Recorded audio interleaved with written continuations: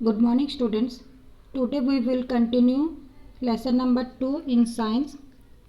तो आज मैं आपको बैलेंस डाइट के बारे में समझाने जा रही हूँ. तो बैलेंस डाइट क्या होता है? The food we normally eat in a day is our diet. जो खाना हम रोज़ाना खाते हैं वो हमारी डाइट होता है. For growth and maintenance of good health, जो हमारे ग्रोथ के लिए और गुड हेल्थ की मेंटेनेंस करता है. Our diet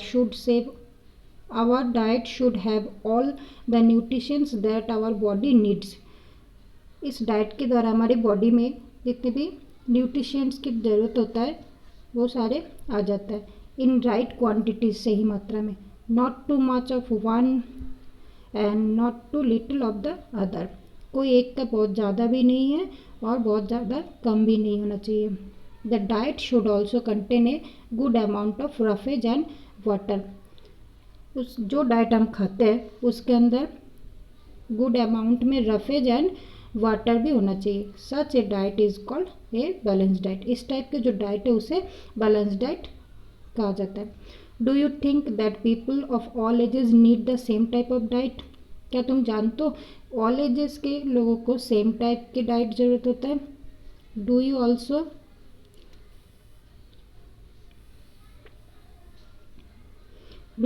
think that what we need for a balanced diet would depend on the amount of physical work that we do?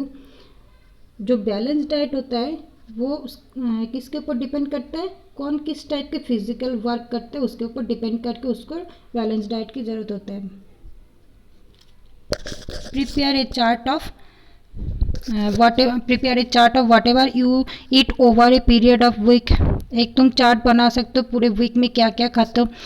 Check whether all the nutrients mentioned are present in one or the other food items eaten within a day or so. तो next paragraph जो हम पढ़ेंगे उसमें balance diet के बारे में लिखा हुआ है.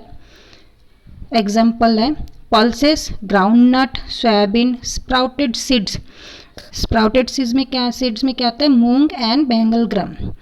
फर्मेंटेड फूड्स जैसे कि south Indian food such idlis.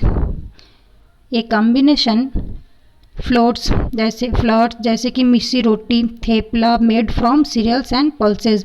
Bananas, peanuts, sattu, jaggery, available vegetables and other foods provide many nutritions. तो यहाँ पे जितने भी एग्जाम्पल है जैसे कि दाल होता है, ग्राउंडनट यानी मूंगफली, सोयाबीन, और जो स्प्राउटेड सीड्स जैसे कि मूंग और चना, और क्या होता है कॉम्बिनेशन मिस्सी रोटी जिसमें ऑल टाइप्स के फ्लोर होता है, और बनाना, स्पिनच, वेजिटेबल जितने भी है ये सारे बैलेंस डाइट के एग्जाम्पल है.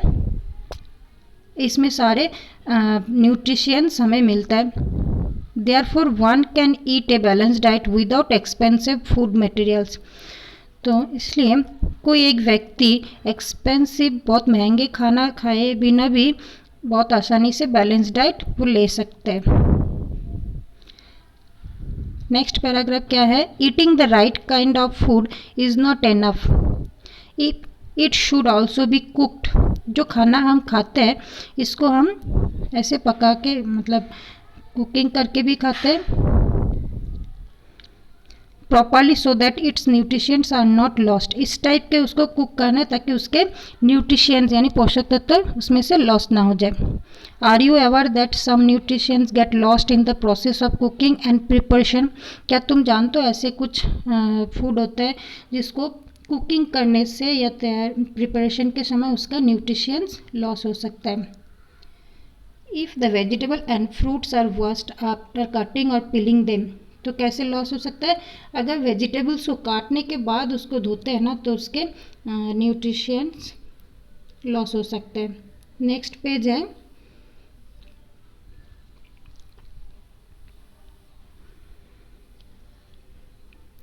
It may result in the loss of some vitamins. तो इसको धोने के बाद कुछ विटामिन्स भी इसमें से लॉस हो सकता है. The skins of many vegetables and fruits contain vitamins and minerals. ऐसे कुछ वेजिटेबल्स होते हैं जिसके स्किन यानी छिलके में होता है vitamin and minerals. Similarly repeated washing of rice and pulses में remove some vitamins and minerals present in them. ऐसे ही है ना, राइस और दाल जो है उसको बार बार वॉश करने से कुछ विटामिन और मिनरल्स को भी रिमूव कर सकते हैं. We all know that cooking improves the taste of food. Cooking करने से खाना बहुत टेस्टी होता है and makes it easier to digest, और डाइजेस्ट होने में भी बहुत ईजी हो जाता है.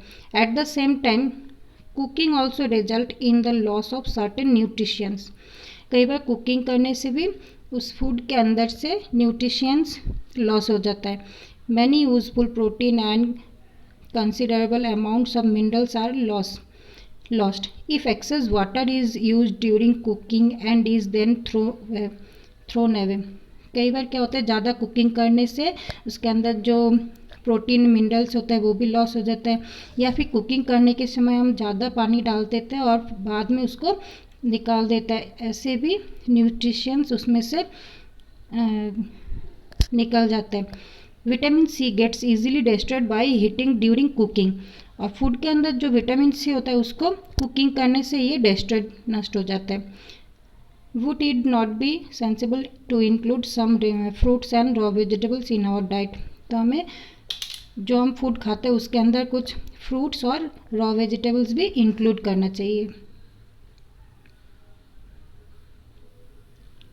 अब नेक्स्ट पैराग्राफ, इसमें ये ओबेसिटी के बारे में यानी मोटापा के बारे में समझाएं. तो ये जो भूजा है इसने क्या किया, thought that fat would be the best food. इसने सोचा कि फैट सबसे अच्छा खाना होता है. All the time a katori of fat will give much more energy than a katori of carbohydrate rich food. इसने सोचा कि जो एक कटोरी फैट खाने से ज़्यादा एनर्जी मिलेगा और एक कटोरी कार्बोहाइड्रेट खाने से ज़्यादा एक कटोरी फैट खाने से एनर्जी मिलेगा. So he ate nothing but food rich in. इसलिए वह इस टाइप के फूड खाते हैं जिसके अंदर ज़्यादा क्या होता है, फैट होता है. फ्राइड फूड लाइक जैसे समोसा, पूड़ी, मलाई, रबड़ी, पेड़ा, इस टाइप के खाना ये खाता है. तो इस टाइप के खाना खाने से क्या होता है, देखो. Do you think he was right. क्या तुम जानते हो ये सही है? नो, ऑफकोर्स नॉट, ये सही नहीं है. It can be very harmful for us. ये हमारे लिए बहुत हार्मफुल हो सकता है.